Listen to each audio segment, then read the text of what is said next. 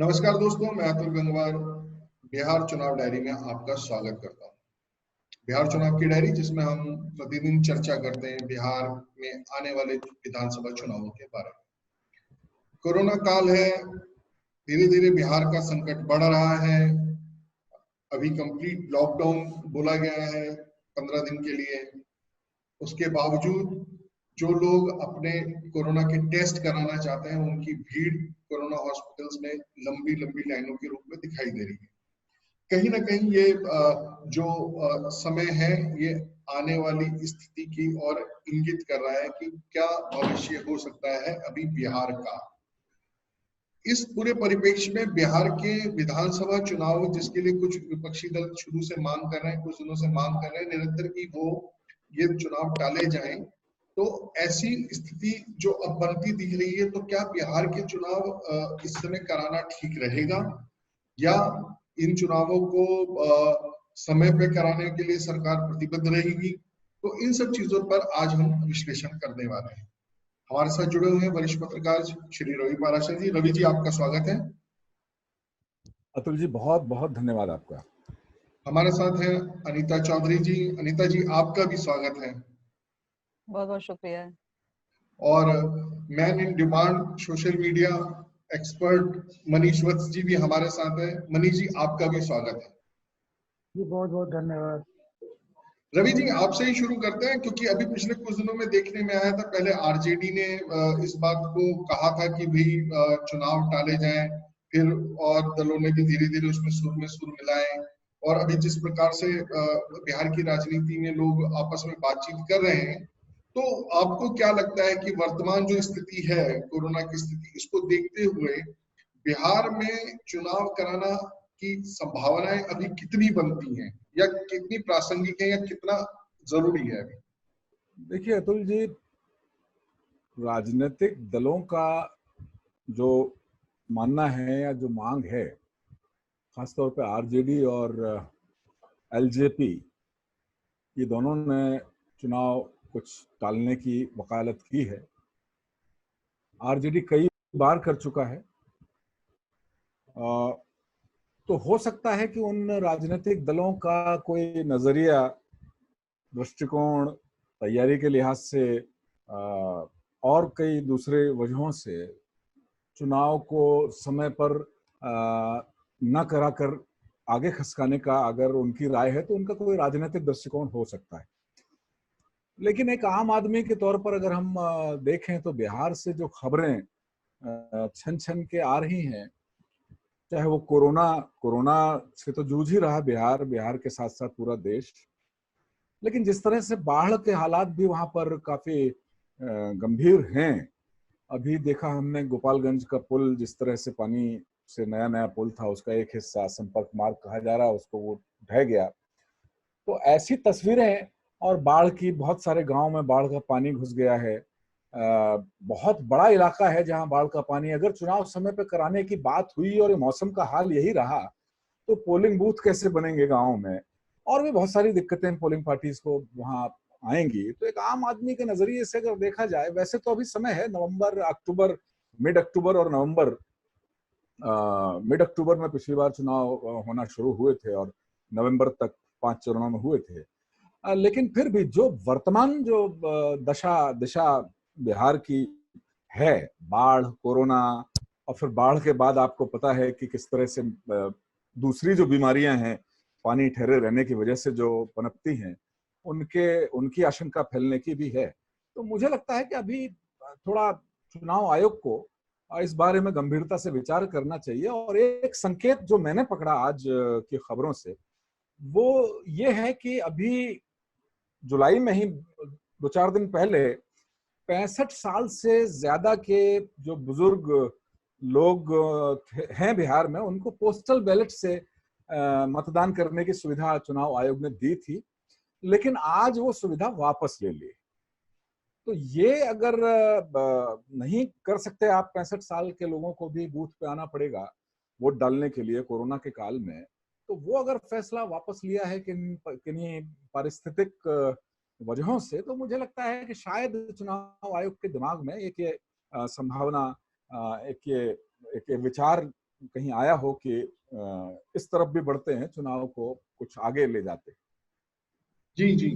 अब जिस तरीके की स्थिति बन रही है अनीता जी, इसमें एक चीज तो और भी दिख रही है और स्पष्ट है कि अ, अगर चुनाव टालने हैं तो इसका निर्णय भी जल्दी ही लेना पड़ेगा, अन्यथा कहीं ऐसा ना हो कि देर में निर्णय लिया और उसका लाभ उस तरीके से उतना ना हो।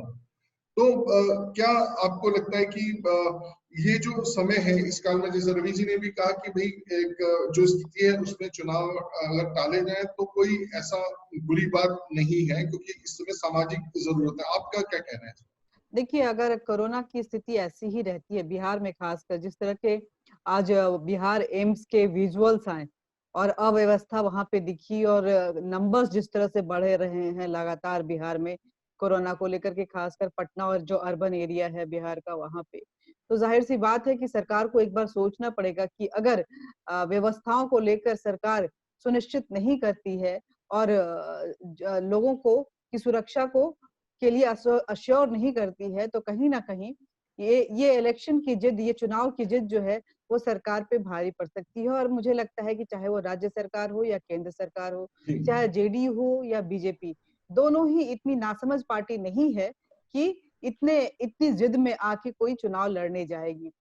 बात आपने कही कि जल्दी निर्णय लेना, मुझे लगता है कि मैटर, क्योंकि अब सब जुडिश हो गया है, सुप्रीम कोर्ट में मैटर है और ये जो है सुनवाई के बाद ही तो, चाहे वो राज्य सरकार हो या केंद्र सरकार हो, ये अब पूरी तरह से निर्णय जो है दोनों अपने अपनी तरफ से झाड़ के, जब भी उनसे आप सवाल पूछेंगे आने वाले दिनों में, आपको जवाब में सिर्फ एक ही जवाब मिलेगा कि ये पूरा जो फैसला है मैटर, क्योंकि अंडर सब जुडिस है, न्यायिक न्यायिक न्यायालय में है, इसलिए न्यायालय और जो चुनाव आयोग है, इलेक्शन कमीशन के ऊपर डिपेंड करता है कि वो क्या फैसला लेते हैं। जो फैसला इलेक्शन कमीशन और सुप्रीम कोर्ट के निर्देशानुसार लेगी, उसी पे जो है वो राज्य सरकार और बीजेपी और जेडीयू काम जी करेगी। ये कॉमन सा स्टेटमेंट आने वाले दिनों में सुनने को मिलेगा, क्योंकि बीजेपी भी जानती है कि अगर जिद में ये इलेक्शन करवाते भी हैं, तो जो वोटर्स वोट डालने नहीं आएंगे वो बीजेपी के वोटर्स हैं, क्योंकि बीजेपी के वोटर्स जो है वो अर्बन एरिया के वोटर्स होते हैं, पढ़े लिखे होते हैं, थोड़े जो प्रोग्रेसिव माइंड होते हैं वो वोटर्स होते हैं। जो भी प्रोग्रेसिव माइंड का वोटर होगा वो अपनी सुरक्षा को देखते हुए पोलिंग बूथ पे जाके वोट देने नहीं जाएगा। लेकिन जो आरजेडी के वोटर्स हैं, इनफैक्ट जेडीयू के भी जो वोटर्स हैं और जो बाकी दलों के वोटर्स हैं, वो वोटर्स हैं जो रूरल एरियाज में आते हैं, जो कि जिनको हम कहते हैं निचले तबके के वोटर्स जो हैं वो ज्यादा होते हैं, जो एक एक बहाव में बहते हैं, एक लय में चलते हैं, तो वो वोटर्स जो है वो डेडिकेटेडली वोट वोट देते हैं। उनको ये नहीं मतलब होता है कि हाँ, किस तरह से क्या चीजें आसपास जा रही हैं, विकास क्या चीज होती है जी और किस तरह से हमें आगे बढ़ना है। वो बस अपने एक दलगत राजनीति की तरफ बढ़ते हुए वो वोट डालते हैं। तो अगर जिद में आके ये इलेक्शन नवंबर में करवाई भी जाती है, तो अगर स्थिति ऐसी ही रहती है कोविड-19 की, तो खामियाजा जो है वो कहीं ना कहीं बीजेपी को सबसे ज्यादा इसका इसका जो है खामियाजा भुगतना पड़ेगा। बात रही कि जो पुल है और बाकी चीजें हैं, पुल की अगर बात करें तो गोपालगंज पुल पे जो अभी बाद में जो खबर आई उसको लेकर के ये कहा गया कि जिस जिस पुल की बात हो रही थी कि वो पुल टूटा है, दरअसल वो जिसकी 1 महीना पहले नीतीश कुमार ने इनॉग्रेट किया था और ये गोपालगंज पुल जो अभी नया नया बना था वो टूट गया है। दरअसल वो पुल नहीं था। खबरें ये भी आ रही हैं कि जिस जिस पुल को टूटने का कहा जा रहा है, वो एक डाइवर्जन पुल बनाया गया था और क्योंकि स्थिति अब कंट्रोल में है, वहां से नई कंस्ट्रक्शन वहां होनी है, इसलिए पर्पसली उस पुल को तोड़ा गया है। एक एक र्यूमर वाला जो है वो खबर फैलाई गई विपक्षी दलों की तरफ से। हालांकि अभी तक इसको लेकर के जो स्पष्ट जो बयान है सरकार की तरफ से नहीं आया है, उसका इंतजार मीडिया कर रही है। लेकिन मीडिया भी जब ये खबर सामने आई उसके बाद से इस खबर को लेकर उतनी कोलाहल नहीं है, उतनी शोर नहीं है। आप मीडिया के दरवाजे पे आप देखेंगे तो, लेकिन है कि अब ये फैक्ट जानना जरूरी है कि सच में ये डाइवर्जन पुल था या गोपालगंज का वही पुल था जो 1 महीने पहले टूटा था। लेकिन जो अभी तक मेरे पास खबर आई है, ये वो पुल नहीं था जिसकी की इनॉग्रेशन 1 महीने पहले करवाई गई थी। ये कोई दूसरा पुल था जो डाइवर्जन के लिए बनाया गया था बाढ़ की स्थिति को देखते हुए, और उसके बाद में उसको तोड़ा जा रहा है। तो ये देखना होगा कि क्या सरकार की तरफ से आती है। लेकिन चुनाव आयोग ने अगर ये साफ कर दिया है कि हाँ 65 साल के वोटर्स को भी पोलिंग बूथ पे आना पड़ेगा, तो कहीं ना कहीं जेडीयू और बीजेपी को सचेत हो जाना चाहिए कि अगर वो जिद वाली राजनीति करते हुए बिहार में एक बार फिर अपने तरीके की राजनीति बीजेपी केंद्रीय राजनीति करना चाहेगी, तो कहीं ना कहीं इसका खामियाजा बिहार में भुगतना पड़ सकता है, इसमें जैसे अनीता जी 2014 में हमने देखा था। नहीं, इसमें एक चीज तो ये स्पष्ट है कि चुनाव कराने का निर्णय सरकार नहीं लेगी। चुनाव कराने का निर्णय चुनाव आयोग को लेना है और नहीं कराने का निर्णय भी उनको लेना है। तो जैसे विपक्षी दल अगर ये मांग कर रहे हैं कि भाई कोरोना को देखते हुए चुनाव आगे बढ़ाए जाएं, तो बीजेपी और जेडीयू शायद ये मांग नहीं कर रहा, लेकिन वो कहीं इसके समर्थन में भी इस समय नहीं खड़ा हुआ कि वो ये कहे कि भाई चुनाव होने चाहिए। तो अभी परस्पर इस चीज को लेकर विरोध शायद नहीं है सत्ता और विपक्ष में। दूसरी सबसे बड़ी बात ये भी है ना, कोर्ट की तरफ से सरकार को नोटिस और चुनाव आयोग को नोटिस दी गई है कि आपकी तरफ से क्या तय सुरक्षा की जिम्मेदारी जो है, जो पैरामिलिट्री फोर्सेस के डिप्लॉयमेंट होते हैं, जो सारी अरेंजमेंट्स होती हैं, उसकी जिम्मेदारी जो है वो सरकार के पास हो जाती है। तो इसको देखते हुए क्योंकि सरकार निर्णय ले सकती है, लेकिन ये तय सी बात है कि मैटर अंडर सब जुडिश है, और सरकार चाहे वो बीजेपी हो, चाहे वो जेडीयू हो, चाहे वो सरकार हो, चाहे वो बिहार सरकार हो, चाहे केंद्र की सरकार हो, उनकी तरफ से जो बयान होंगे वो कुछ इसी तरह के होंगे कि सारा दारोमदार जो है अब वो चुनाव आयोग की तरफ है। अगर चुनाव आयोग इसमें सक्षम है तो हम उनके साथ जैसा चुनाव आयोग कहेगा हम वैसा करेंगे। नहीं तो चुनाव आयोग में देखिए, चुनाव की मशीनरी जो लगती है उसमें स्टेट के लोग लगते हैं, उसमें पुलिस की भी जरूरत पड़ती है, उसमें पोलिंग बूथ पर जो एजेंट्स काम करते हैं, जो मतदान अधिकारी होते हैं, पीठासीन अधिकारी होते हैं, सबकी आवश्यकता पड़ती है। और अभी इस समय क्योंकि राज्य कोरोना से लड़ रहा है, तो सारी मशीनरी वहां पर डाइवर्ट है, यानी कि या तो लोगों की जान बचाने के लिए आप लगी या चुनाव कराने के लिए लगी। तो ये अभी इसमें थोड़ा सा वक्त है और मुझे लगता है कि जल्द ही निर्णय होगा इसमें कि कितनी जल्दी वो निर्णय होता है उतना ही जल्दी वो राज्य के हित में होगा, क्योंकि सरकार और मशीनरी एक उद्देश्य के लिए काम कर सकेगी, और जो की प्रायोरिटी अभी है कोरोना से लड़ाई, अपने बिहार की जनता को बचाने की लड़ाई। इसी के बीच में कुछ ना कुछ चुनावी बातें भी चल ही रही हैं।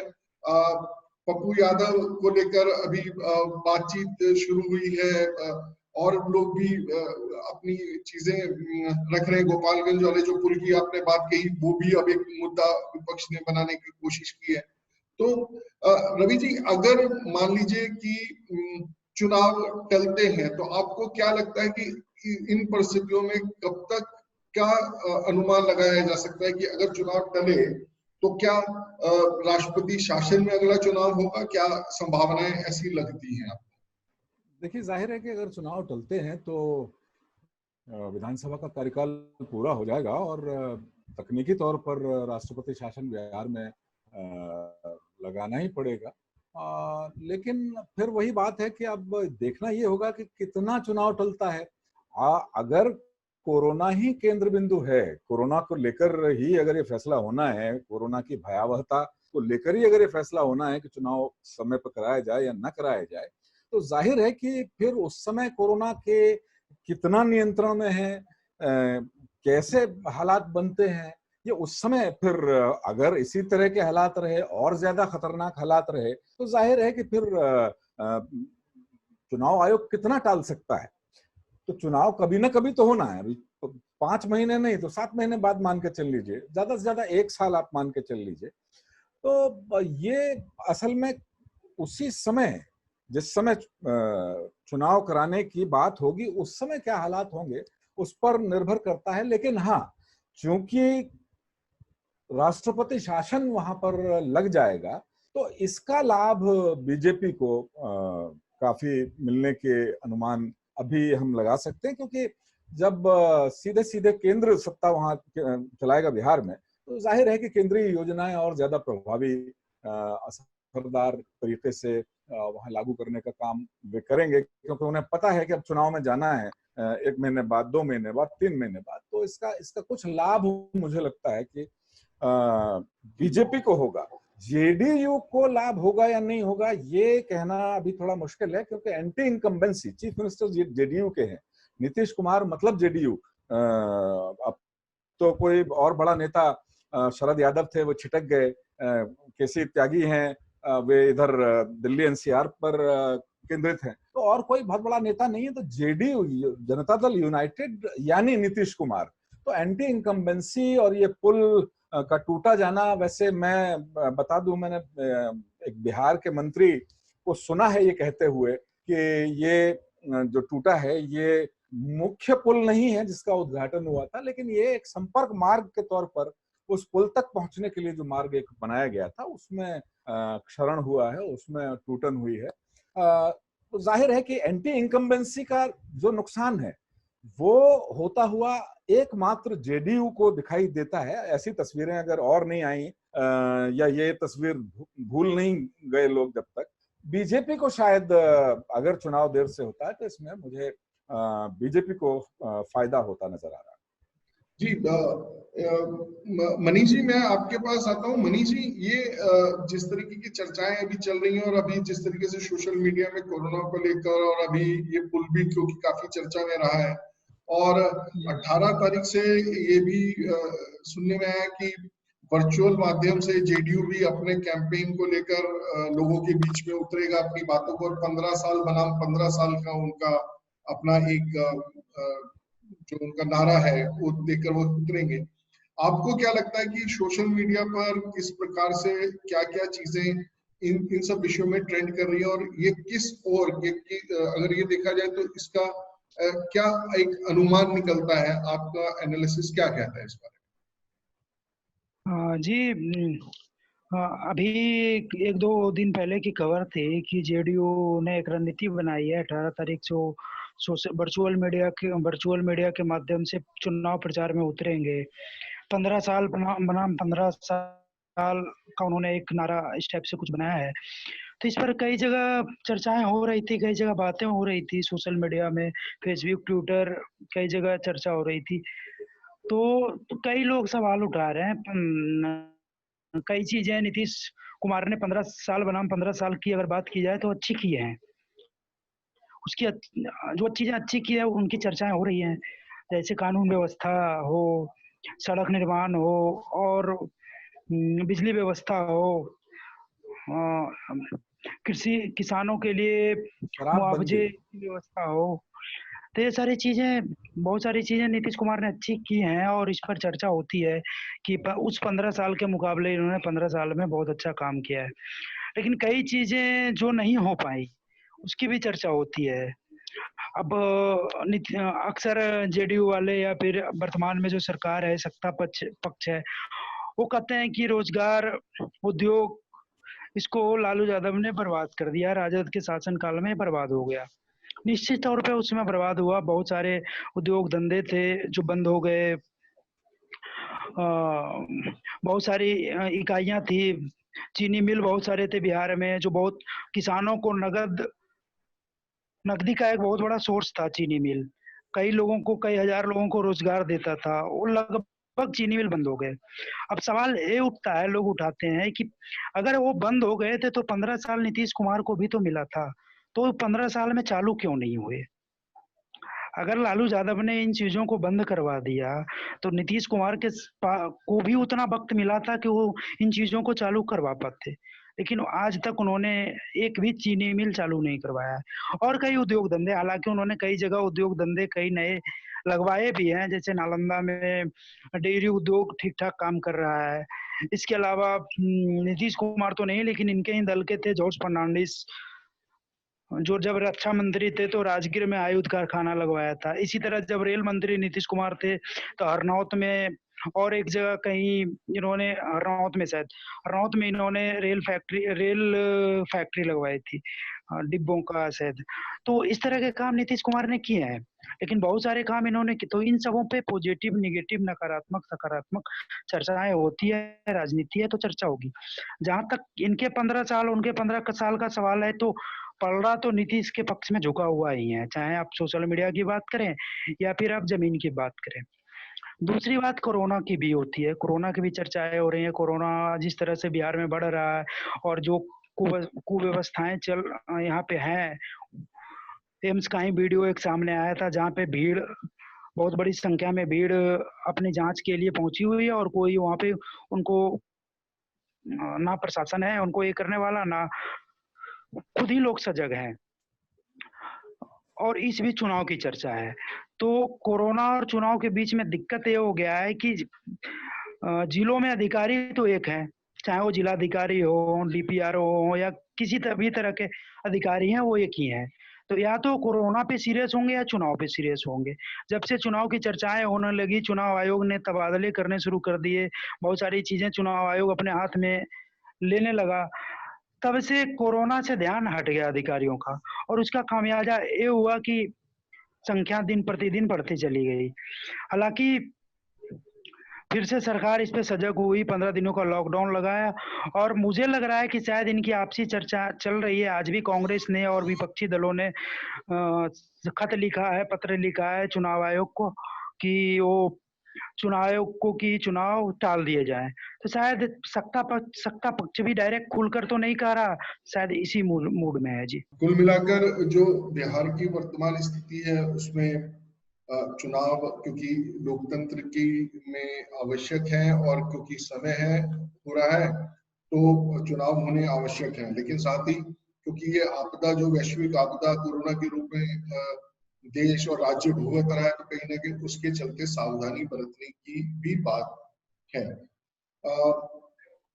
चुनाव होंगे या नहीं होंगे ये क्योंकि मामला कोर्ट में है और बहुत जल्द ये तय हो जाएगा, और लेकिन तब तक आखिरी वक्त का इंतजार ना करते हुए राजनीतिक दल हैं चुनाव रोकने के साथ साथ अपनी चुनावी तैयारियों को भी लेकर चल रहे हैं और चुनाव लड़ने की तैयारी के साथ साथ ये भी प्रयास कर रहे हैं कि वो रुक जाएं, लेकिन अगर चुनाव होते हैं तो उसके लिए भी वो तैयारी कर रहे हैं, हाथ पर हाथ धरकर नहीं बैठे हैं। जैसे भाजपा अपनी वर्चुअल रैली कर रही है, जेडीयू ने अपनी वर्चुअल रैली करने का 18 तारीख से निर्णय लिया है, 15 साल, और कहीं ना कहीं दूसरे दल भी अपने अपने सामर्थ्य के अनुसार चुनाव की तैयारी कर रहे हैं। आज हम इतनी ही चर्चा करते हैं। आप भी हम आपसे निरंतर अनुरोध कर रहे हैं कि आप अपने क्षेत्र के जो मुद्दे हैं, जो सवाल हैं, वो आप अब तक पहुंचाएं ताकि हम जिनसे उनके जवाब मिल सकते हैं उनसे उनके जवाब लें और आप तक पहुंचाएं और आपकी समस्याओं को उन तक पहुंचाएं ताकि कल को जब चुनाव हो तो वो उनके इलेक्शन मैनिफेस्टो में हो, वो आपके लिए आपकी डिमांड्स को पूरा करने के लिए वादे कर सके। रवि जी, आज की चर्चा में बने रहने के लिए आपका धन्यवाद। अनीता जी आपका भी धन्यवाद। मनीष जी आपका भी धन्यवाद। आप अपने सवाल हमें लिखकर भेज सकते हैं biharupdate@gmail.com पर। गूगल प्ले स्टोर से आप हमारा प्ले ऐप उतार सकते हैं और उसके माध्यम से भी हमसे जुड़ सकते हैं। बिहार चुनाव डायरी में आज के लिए बस इतना ही। धन्यवाद।